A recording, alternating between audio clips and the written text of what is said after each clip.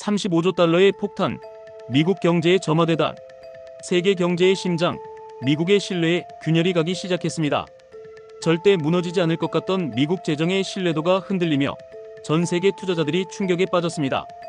글로벌 시장의 기준이자 기축통화를 발행하는 미국이 이제는 부채 공화국이라는 오명을 피할 수 없는 상황에 직면해 있습니다. 국가 부채는 천문학적으로 증가하고 있고 주요 신용평가사들은 더 이상 미국을 최고 신용국가로 보지 않고 있습니다.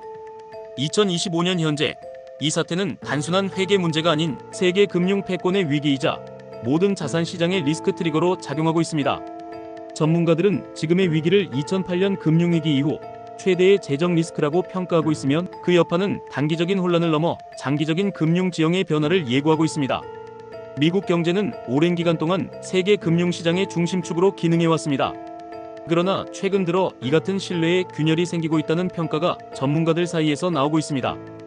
특히 미국의 국가 부채가 기하급수적으로 증가하고 있고 이에 따라 주요 국제 신용평가 기관들이 미국의 신용 등급을 하향 조정하기에 이르렀다는 점은 단순한 일시적 이슈가 아니라 세계 금융 질서 자체에 영향을 미칠 수 있는 구조적인 변화로 해석되고 있습니다.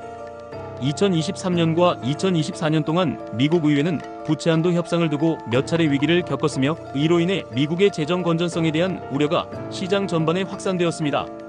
이러한 정치적 교착 상태는 미국 정부의 신뢰도에 타격을 주었고 결국 2023년 8월 국제 신용평가사 피치는 미국의 국가 신용 등급을 AAA에서 AA로 한 단계 하향 조정하였습니다.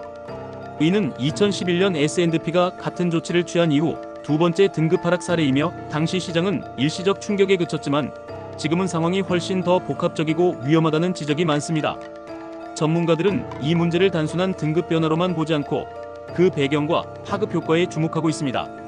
모건 스탠리의 수석 이코노미스트 마이클 윌슨은 신용 등급 하락은 단지 겉으로 드러난 결과일 뿐이며 미국 경제 내부의 구조적 문제, 즉 재정 지출의 효율성 저하와 세수 확보의 불균형이 더 큰 문제라고 지적했습니다.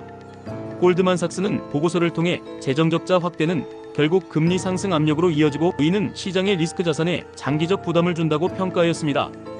국가 부채 증가의 경제적 파급 효과는 미국의 국가 부채는 2025년 기준 약 35조 달러를 넘어서고 있으며 이는 국내 총생산 GDP 대비 약 120% 이상에 해당하는 규모입니다. 이처럼 높은 부채 수준은 단기적으로는 경제 성장을 지원할 수 있지만 장기적으로는 정부의 정책 운용을 제약하게 되며 재정 지출의 지속 가능성에도 심각한 문제를 야기합니다. JP모건 애널리스트는 최근 리서치 자료에서 국채 발행 규모가 지속적으로 증가하면 민간 자금이 국채로 흡수되어 투자 여력이 줄어드는 이른바 군중 효과가 발생할 수 있다고 경고했습니다. 또한 이자 부담이 커짐에 따라 복지, 국방, 인프라 투자 등 본질적인 정부 지출 항목에 압박이 가해질 수 있습니다.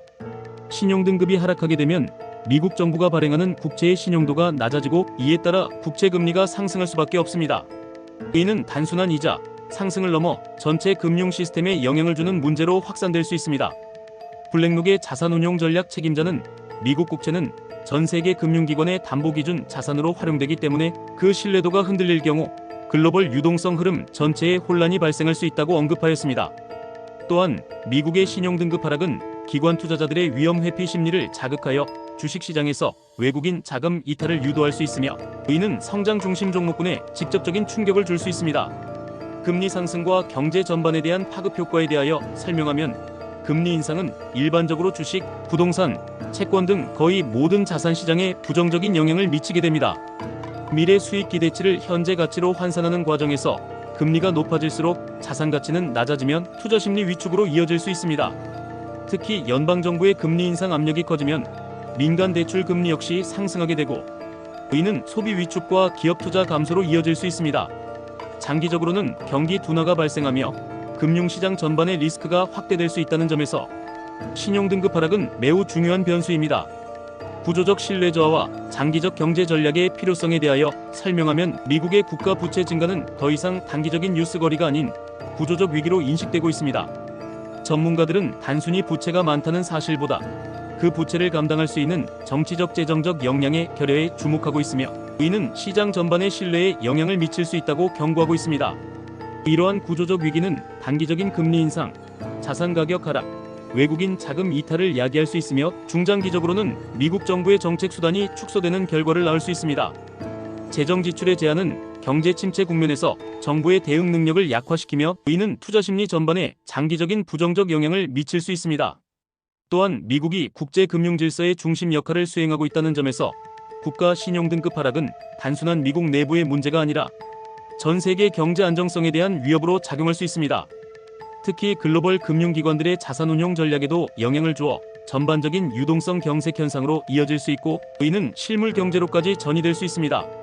이러한 점에서 전문가들은 미국이 신뢰를 회복하기 위해서는 다음과 같은 전략이 필요하다고 제시하고 있습니다. 구조적인 재정개혁은 세입 확대와 지출의 효율화를 병행하여 재정 수지의 근본적 균형을 맞추는 방안이 마련되어야 합니다. 정치적 합의 기반 구축은 반복되는 부채 한도, 협상 갈등을 종식시키기 위해 초당적 합의 기반의 재정 운용이 요구됩니다.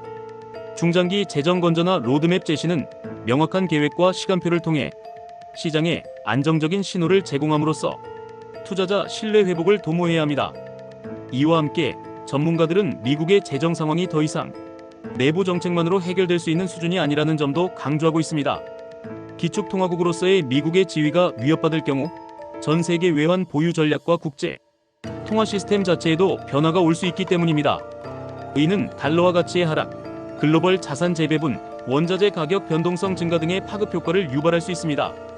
투자자 여러분께서는 이러한 리스크 요인을 단기 트레이딩 전략뿐 아니라 중장기 자산 포트폴리오 구성에서도 반드시 고려하셔야 하며 방어적 투자 전략과 분산 투자를 강화하시는 것이 바람직합니다.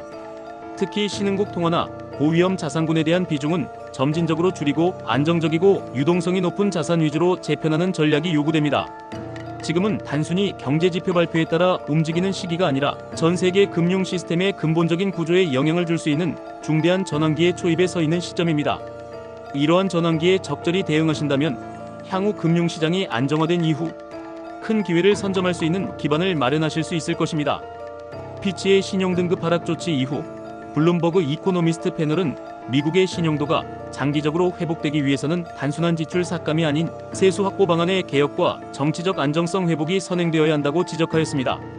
또한 향후 미국이 디폴트 위험은 없더라도 국채 수요 감소와 금리 급등이 반복된다면 장기적으로 주식시장과 외환시장 모두에 심대한 영향을 줄 수 있다고 경고했습니다.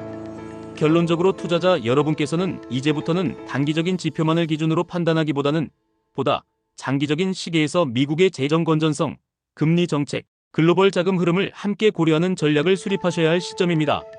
이러한 구조적 리스크에 대한 방어 전략을 준비하시는 것이 필요하다고 생각됩니다. 오늘 영상이 도움이 되셨다면 구독과 좋아요 알림 설정은 제게 큰 힘이 되니 한 번씩 눌러주세요. 모든 분들에게 행운이 함께하기를 기대하며 자신의 의지와 긍정적인 마음을 항상 잃지 않도록 하세요. 여러분의 성공을 기원합니다.